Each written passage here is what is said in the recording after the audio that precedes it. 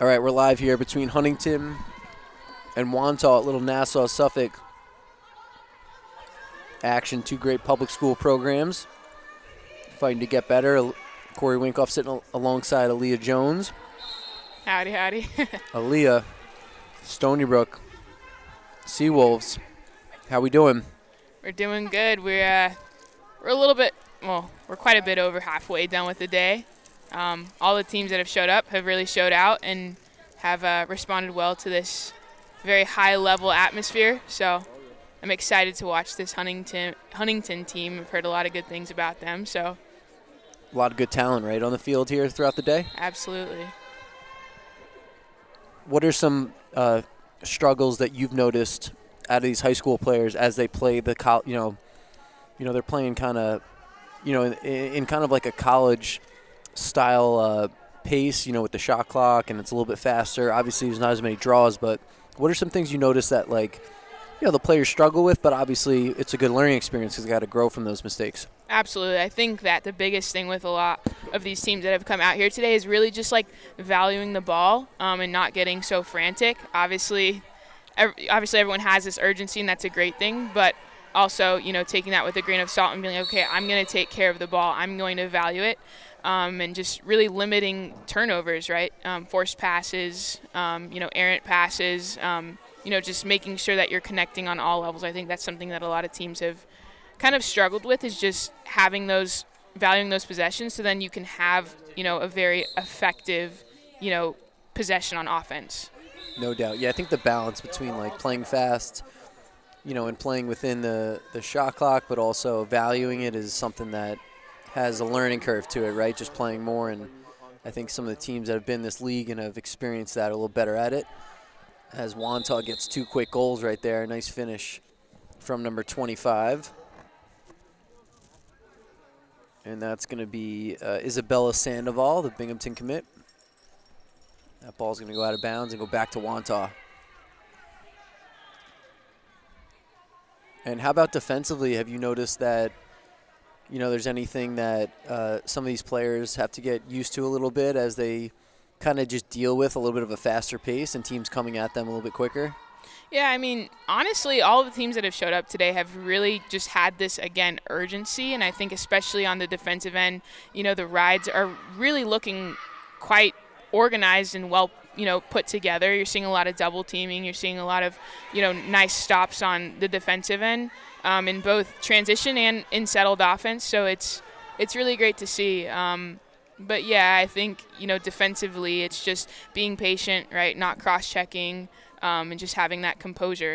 And obviously shot clock awareness. You've seen some teams that, they've had silly fouls with, 10 seconds to go in the shot clock, So, but I think overall the defense has honestly been by far one of the better things that I've seen today across the board. So yeah, I think it's a little tricky, too, with, not as many draws, just transition defense getting in. I know sometimes – whether it's fatigue or just a lack of readiness, there's been some breakaways that maybe typically aren't there in a regular game without a clock. But agreed, I've seen some strong team defense and a lot of aggressiveness and compete out here, even though we're so far from the season. Absolutely, and these are teams that are, at the end of their kind of fall. Push. It's going to be interesting, really interesting to see these teams play in the spring, which I had the privilege of watching some playoff games at the end of May when I was still up here, and it was really cool to see just how well put together a lot of these teams are. So yeah, no doubt. I think that some of the teams that you're going to see out here today, they're almost like a completely different team come early June, late May. That's a great finish. It's great stick skills right there. That's just simply hitting the wall. I would have to assume she's on the wall a lot. Juliana Sarasi is definitely on the wall. We know that. And they're getting really aggressive here in this clear. It's not paying off as Wantagh with another ride back. But a nice play right there from Huntington's number 13 picking it off.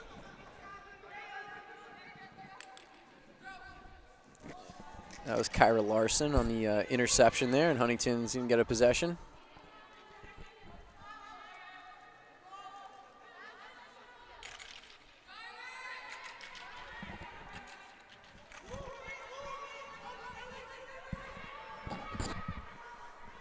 One thing to note, too, is in these games, I mean, it's 3-0 right now, but, I mean, nothing is guaranteed in these games. Every game, you've had, ebbs and flows. You've had, it's a game of runs, obviously, so you see teams that go on runs. But, I mean, this Wantagh team can still, Huntington can still, make a really big comeback. And, they have the ball right now, so it's just another opportunity. Yeah, I agree. Coaching a little bit earlier in this, it's nice to know that, like, you're down 4, even if, like, you're in the fourth quarter, like, you're still in it, which is cool. It's kind of like hoops, game of runs, like.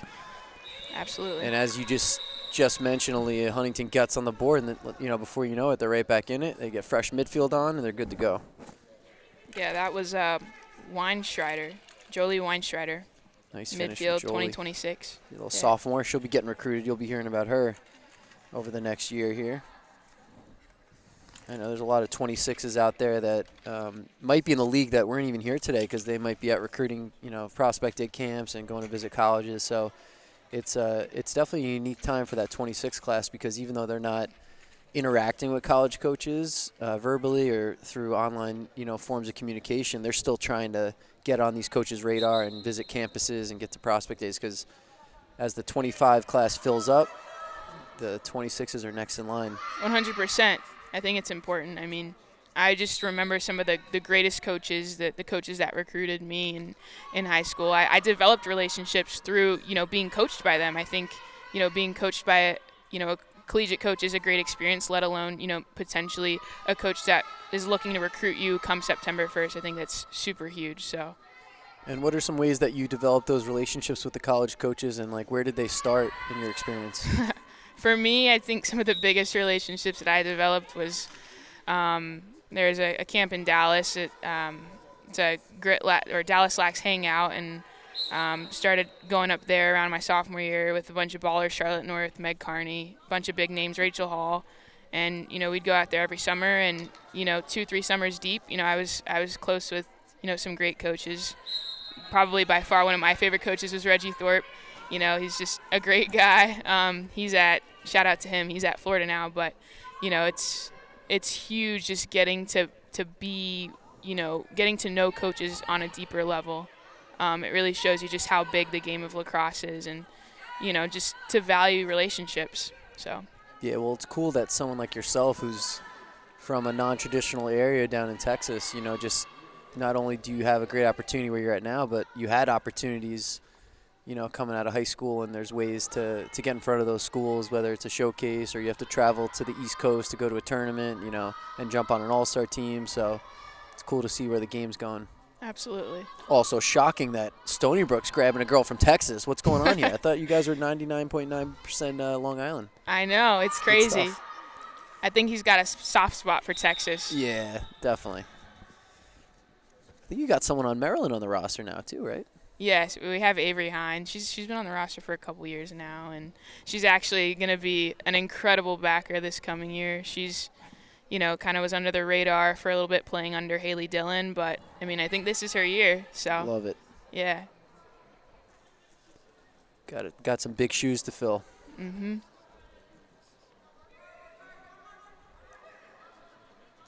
Looks like Wantagh is really looking to press here. Cause some disruption for Huntington. Yeah, they're kind of leaving it in the hands of the goalie. This is always a tough position to be in, and,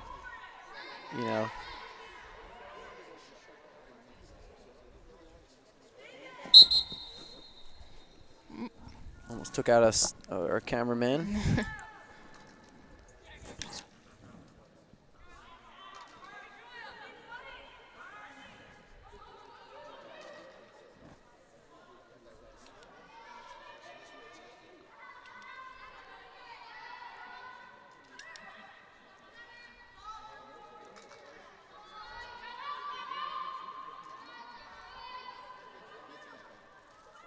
Looks like they're clearing some space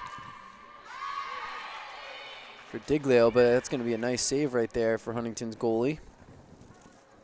Yeah, when you're down, having big time saves like that is really, really important.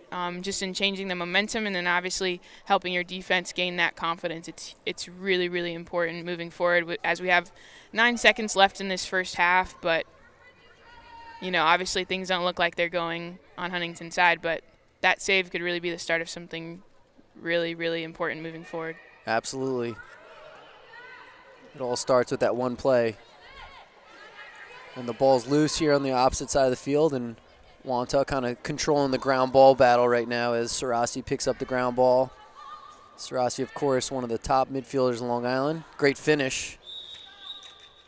And Wantagh continuing to kind of separate themselves. That goal was by 2026 attacker Kate Clark, number 8. Nice finish. Sarasi, a JMU commit. So you mentioned earlier, Aaliyah, she probably does a lot of wall ball. I would think JMU recruits only players that do a lot of wall ball. Absolutely. With their success. Absolutely.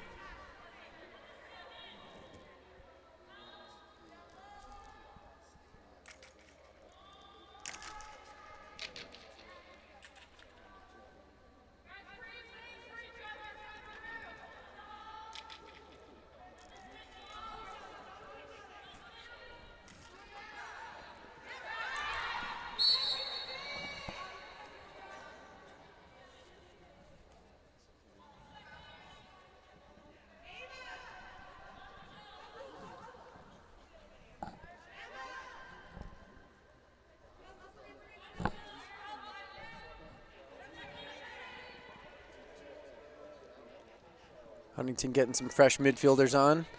Looking to dodge in the meantime down the alleys, number 32 for the Blue Devils. It's Devin St. John, the Cornell commit.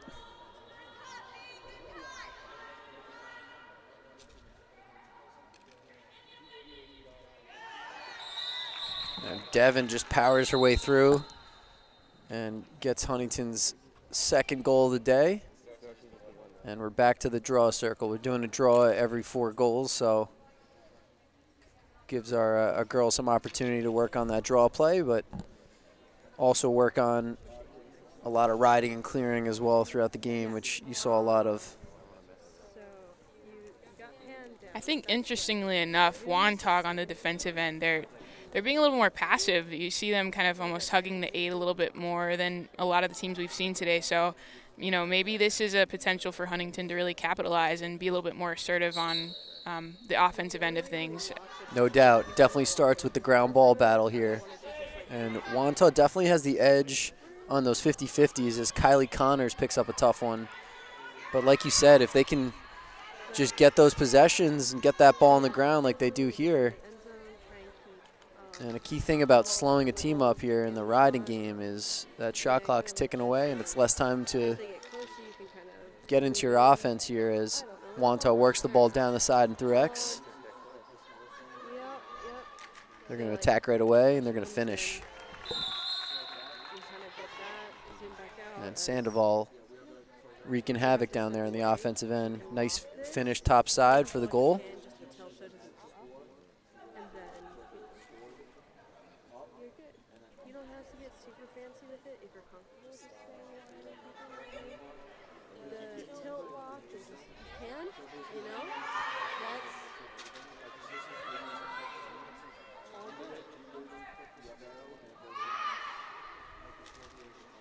That shot rings off the crossbar by Connors, and that'll reset the shot clock.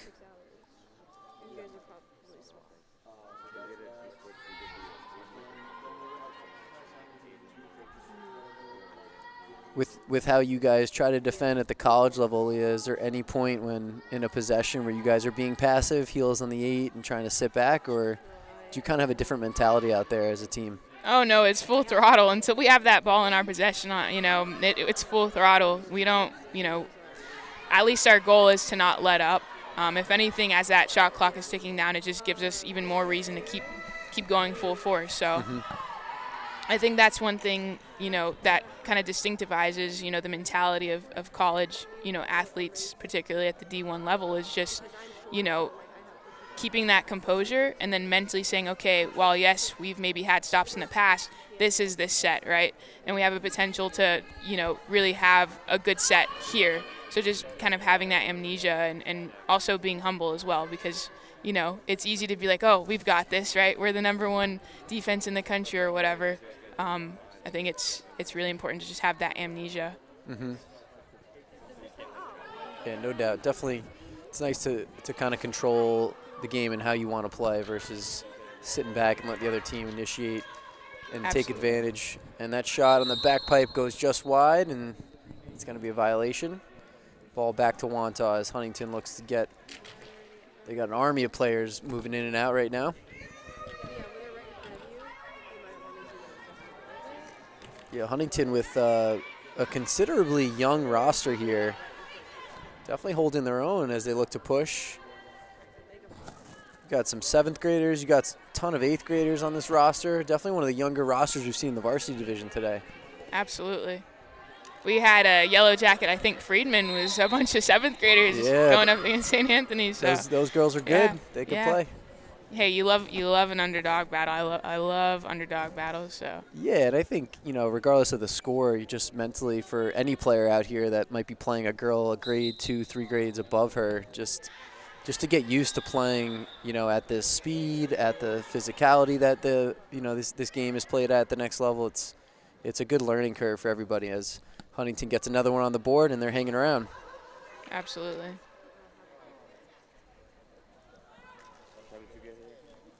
Yeah, no, for games like that, it's definitely what you want to get out of it, right? What do I want to learn? What do I want to take away? What are the ways in which I can help contribute to my team?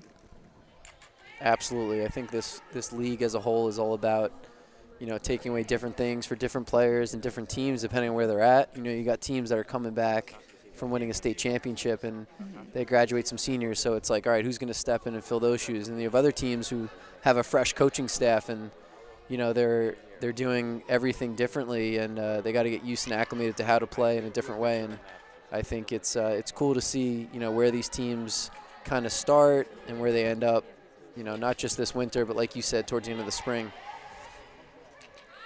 It appears as though the structure and the format of these games, I think, also allows players to learn how to better adapt, right? You have the shot clock going, and maybe it's a shorter field. All these different things. I think it really helps develop players and help them mature. So, and that was a quick goal right there. Yeah, slick goal by Diglio. Yeah, no doubt. Like the constraints that you're talking about and the environment that's been created just lends itself to just naturally just figuring out solutions and learning. It's tough to really coach.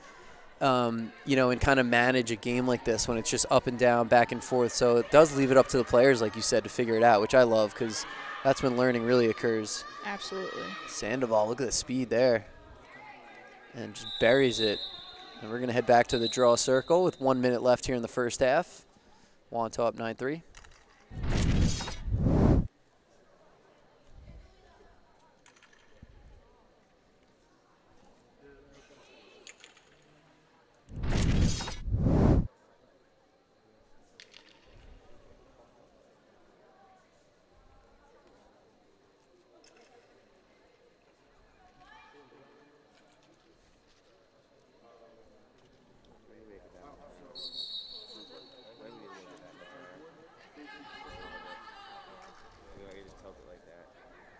Sarasi gets the draw control and pushes middle. Sandoval on the back pipe. Nice finish. Good chemistry between those two. And Wantagh, who recently graduated, two of the best attackers on Long Island, are looking for some up-and-coming stars to fill their shoes. And that's, of course, Maddie Lamo and Eva Angrilli, two great attackers at North Carolina and Virginia. Wow, great save on her head. That's not a save you're supposed to make. That was an excellent execution by Diglio. I can't pronounce it. Andy DeGoya. 2027. Nice. Love it. Sweet. All right, we're going to take a quick halftime break, and we'll get after it in a minute here. You're holding the top of the camera and carefully. Is that height good, probably? Yeah, it's probably good. You TV experts.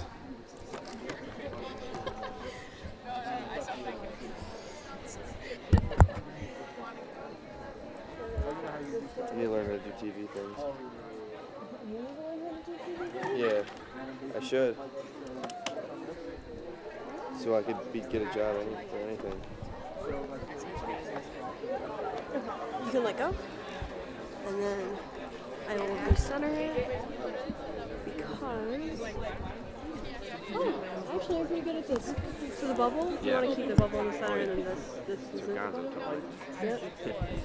So that's better for you? Yeah, it's probably better. Yeah, I would have to sit there and like, hello?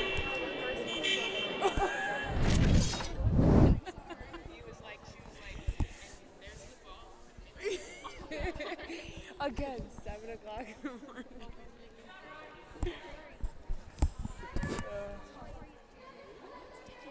Oh, DeGioia, sorry. We'll correct that.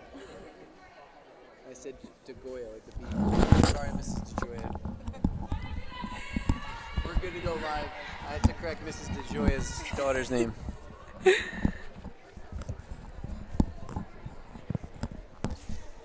Can you guys give us audio when you get a second? We're live? Thank you. Give us the heads up. All right. Correction here. Andy DeGioia. Great save towards the end of that second half right there. We're back at it. Who do we have sitting alongside me? Please introduce yourself. I'm Francesca Tortora. Francesca, what's up? I was here earlier, but I'm back. Good to have you, Francesca. Thank you. What's your hometown again? Where are you from? I'm from Syracuse, so upstate. Okay, so we got all the non-traditionalers here. Yes. We got you from upstate. What high school did you go to? I played at CNS. Nice, nice. How was your high school experience? It was good. I came from one of the biggest high schools in New York, so it's a pretty large school, which is good for the adjustment to college. No doubt. And then how did your recruiting process go? How did you find StonyBrook? I found StonyBrook through... I've always watched the games. My older sister played at Albany, so cool. I was always secretly rooting for the other team. So. That's great. Yeah, Albany, they had a great year last year. Yeah. And your sister, what year did she graduate? She graduated in 2020. Albany was probably disappointed when they didn't get you, and I'm sure they were trying. Yeah. Well, now you guys, you wouldn't have played each other anyway now that you're in a different conference. Exactly. How's your experience at StonyBrook been? It's been awesome. The whole team is just like one big family, and it's made it so easy being so far from home. Mm-hmm. And what do you like, besides the family atmosphere, like the off-field stuff, what do you like about like the on-field experience, just being a part of such like an elite program? I think like a big difference in what makes our team so special is just like everybody's competitiveness is so high, and everybody really loves lacrosse, and I think that just makes a huge difference. Is that how you were growing up? Were you competitive in everything? Absolutely. Including with your sister, I'm sure? Yeah, big time. Yeah, that's probably why you landed at StonyBrook. You're like, oh, I'm going to go to the program that's, they beat you every year. That's cool. Other sports in high school did you play? Yeah, basketball. Okay, nice. Yeah, I know Leah included. She's a great basketball player. You got a lot of multi-sport athletes on your team. Yeah, there's a lot of correlation between the two, so they definitely complement each other. No, that's great. Yeah, I know Coach Spleen and his staff, they love recruiting multi-sport athletes. Yeah, Huntington, so the team we're watching here, we got Huntington and Wantagh. You got a lot of multi-sport athletes on these two teams too, because Huntington's a bigger school, just to give you the landscape. Wantagh's a little bit of a smaller school. Gotcha. But even at the big schools, they do have players that, play 2-3 sports. That's awesome. It's a little more common in the smaller schools. Do you miss playing hoops? I do. It definitely was a lot of fun. I think I learned a lot and was able to translate a lot onto the lacrosse field, so it definitely helped. Nice finish right there for Sarasi again. Yeah, no, that's great. Do you ever get some of the girls on the team, you ever do pickup or something on campus just to get it out, mix it up? We do not. I think a little bit when I'm home in the summer, but, just for injuries and stuff, try to stay away from it during school. Yeah, that's a good move. I'm sure Coach Spleen doesn't want you guys going, all out, 5-on-5. And we would. That's the thing. Exactly. All right, Huntington looking to clear it up on the box side. And it's going to stay with the Blue Devils as they look to kind of redirect the ball here.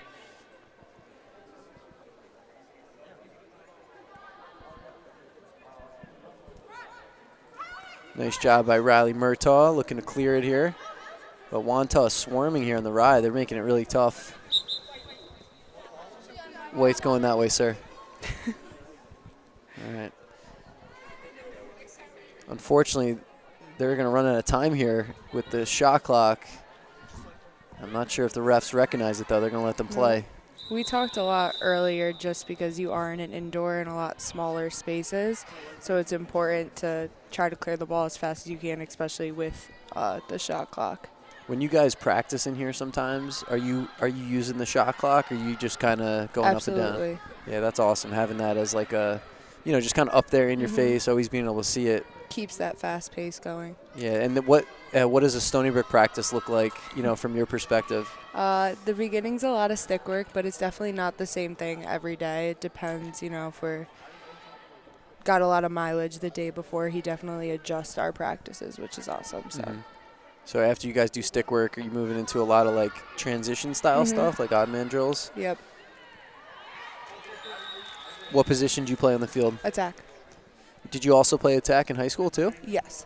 Okay, so you've always been an attacker. What type of, what would you say your style of play is? More of like a facilitator, goal scorer, feeder? Yeah, I would say definitely both. I think upstate I think there's a lot of differences between Long Island and upstate. I think Long Island stick skills are incredible. And upstate, we tend to play a lot like physical. So you're used to kind of just playing a little more contact and using your body more to get to the cage. I was shocked that there was only like 2 yellow cards in the first 3 games. I was like, if this was in Syracuse, we would have had like 6. Were there winter leagues where you guys played? Yes, absolutely. I would assume those are indoors up by you guys. Yep. Usually we're in the indoor in like October, so. That was a great cut and finish by Bridget Calorie right there with the left hand.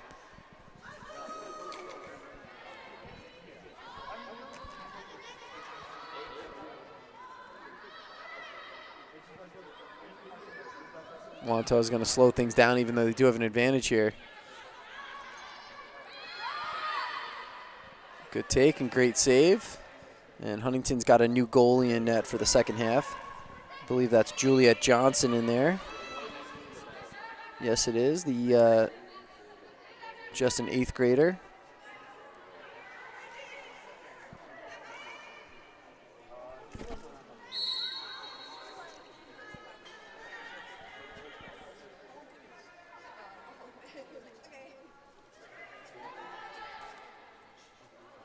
A great interception. Yeah, and they're looking to push here. That's Kylie Connors drawing the slide, and nice finish. And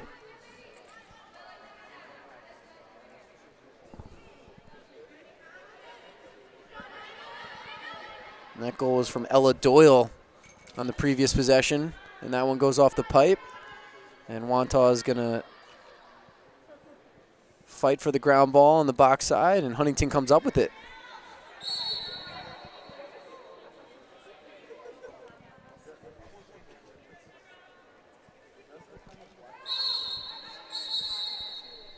Later, Leah.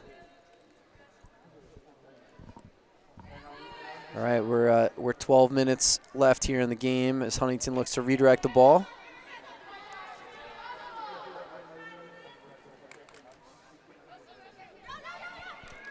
Nice ground ball by Molly O'Brien, but Wantagh's again making it very difficult to clear the ball today with their swarming ride.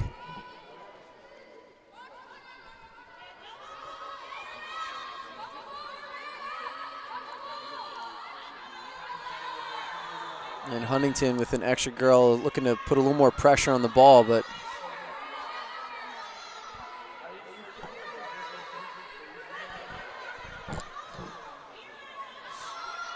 Wantagh's definitely pulling Huntington out just to widen out these slides a little bit.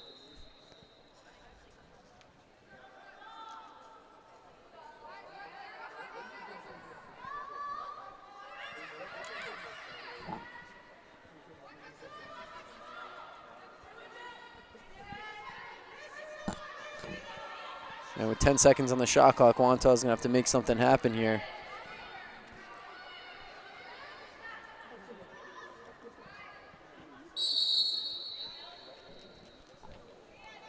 And Huntington holds it down. Good defense there for the Blue Devils. And Johnson gets the ball up and out as Huntington clears it up the box side. She's had a couple great saves in the early parts of the second half, too. Yeah, never easy, right, coming in the second half. And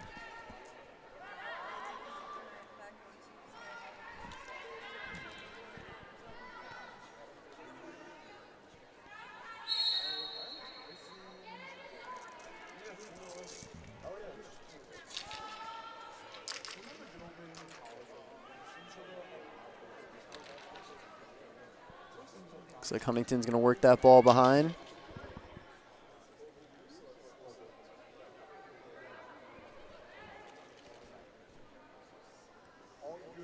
And that shot, I believe, hit the outside of the cage. And Wantagh's Madeline Gonzalez looks to outlet the ball. Nice ground ball by Ava Bensivanga. She looks to the back pipe. Looks like the pass gets knocked down. Rolling to the back corner of the field as we approach the fourth quarter.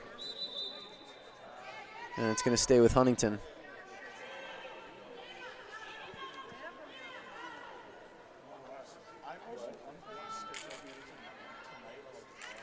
And Francesca, what year are you right now at StonyBrook? I am a sophomore, and I redshirted last year. All right. So as a redshirt, is that process takes a lot of patience.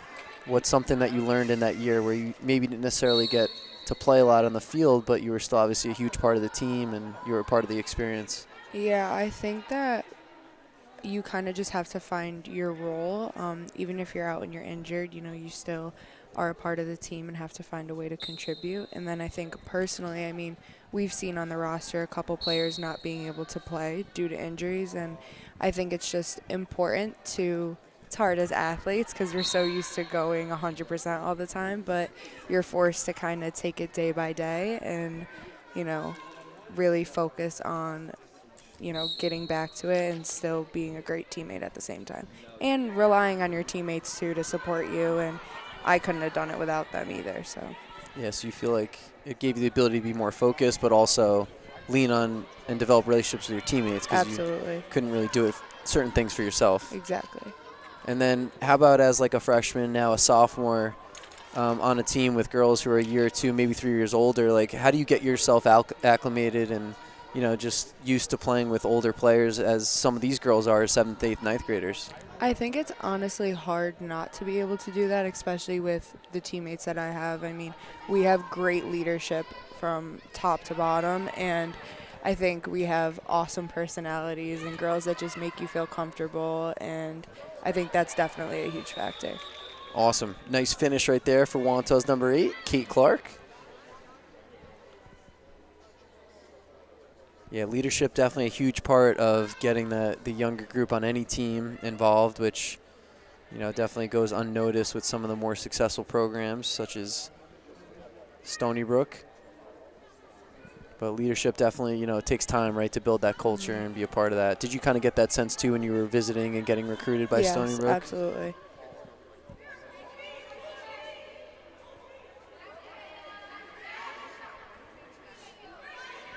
And you could definitely see, I mean, even when I was watching them play when I was younger, I mean, just the way our coach and, the captains and the girls were always there for each other, and everything was 100%, everything was intense, and I think that was just a huge thing that I wanted to be a part of. Yeah, definitely. It's cool that you noticed those things that were most important to you, and then naturally you get attracted to teams that play that way and act that way. Nice save right there from Wantagh's Maddie Gonzalez. I don't know if that is Maddie. Might be a correction there. I don't know if that is Maddie Gonzalez, but that's what we got listed here.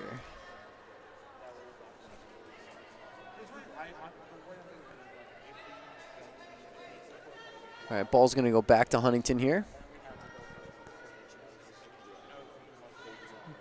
Getting that ball through X. Good look to the far side. Another great save. The goalies have been playing awesome this second half.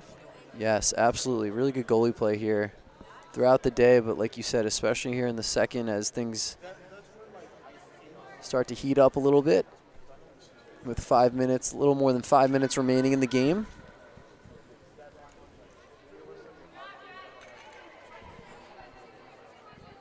Sarasi, the 2025 junior, getting her team settled in, taking their time, looking for a great opportunity.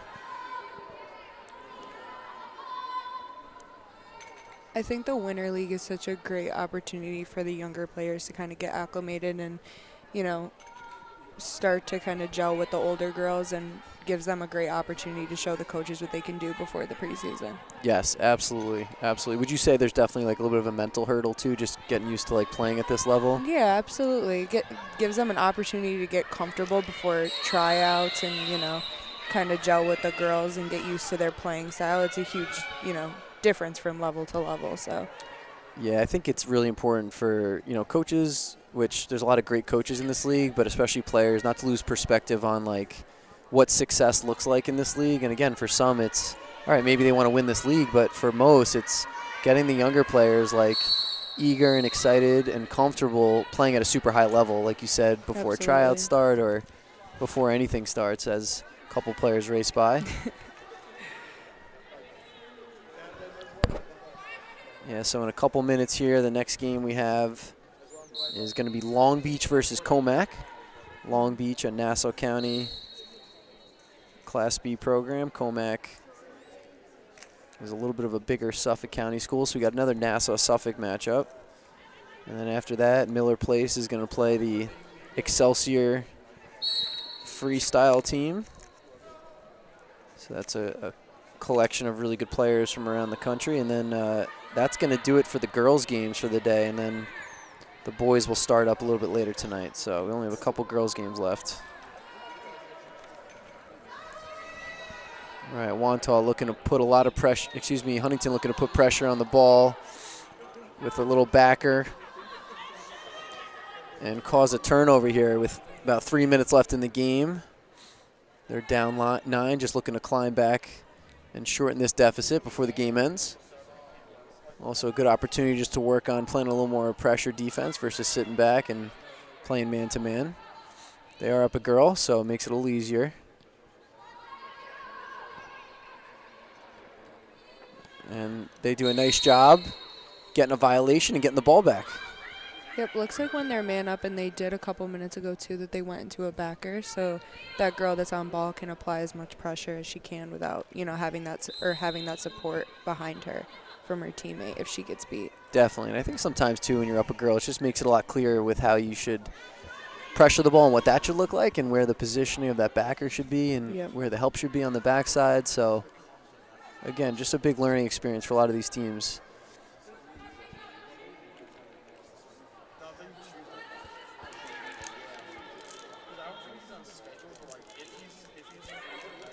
Nice bounce shot and finish.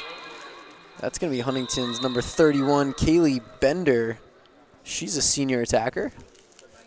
Nice little roll back to the left hand, the bounce shot. Haven't seen a ton of bounce shots today. How about you? Mm-mm. Yeah. Not earlier either. A lot of people going for corners, I think. What do you think? I think especially Bayport, too. They had some great shots earlier today. Yeah, I think, you know, some players need to earn their right to try to go high to high. But for most, they got to look for the little more fundamentally sound, shoot to a good spot, bounce it off hip, you know. You also have to know where you're playing, too. I mean, you can tell by your first couple shots if the turf, you can get a good bounce shot off or not. So. Your high school, you guys play on field turf? Yes. Yeah. I would assume with the size of your school, you had a pretty big time football program too, right? Yeah. Yeah. You guys go to a lot of football games and stuff? Yes. That's cool.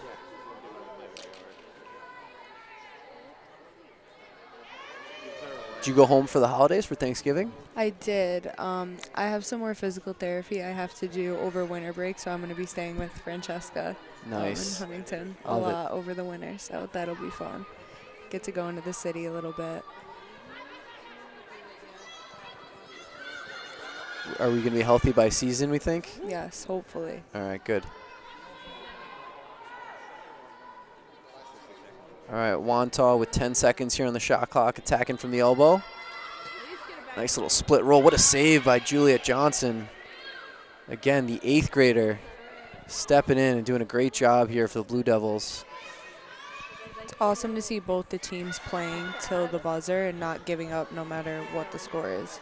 No doubt. Huntington has a lot of fight in them. They always have. And Katie Riley, their fairly newly appointed head coach, who's an alumni of the program, captain at Princeton, doing an amazing job getting this team better. What a shot. Great shot. And that's a nice way to end things, even though they got the loss. Jolie Weinschreider, the sophomore, buries it to the top right corner. Absolutely.